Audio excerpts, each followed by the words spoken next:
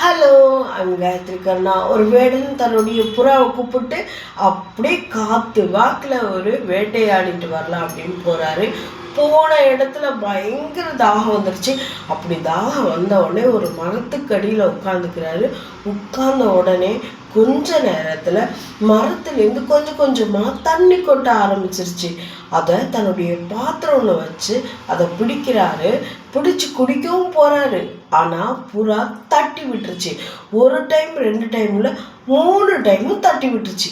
கோபத்தோட உச்சிக்கே போன அந்த நபர் என்ன பண்ணுறாரு, புறாவை கொன்னே போட்டுறாரு. அதுக்கப்புறம் பார்த்தா மரத்துக்கு மேலே ஒரு பெரிய மலை பாம்பே படுத்திருக்கு. அந்த பாம்பு தன்னுடைய விஷத்தை தான் கொட்டியிருக்கு.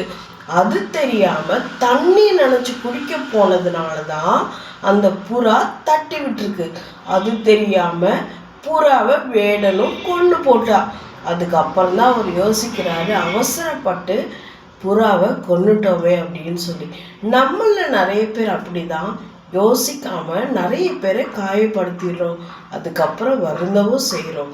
அவங்களுக்கான கதை தான் இது. இந்த கதை உங்களுக்கு பிடிச்சிருந்தா லைக் பண்ணுங்க, ஷேர் பண்ணுங்க, மறக்காம சப்ஸ்கிரைப் பண்ணுங்க. தேங்க்யூ.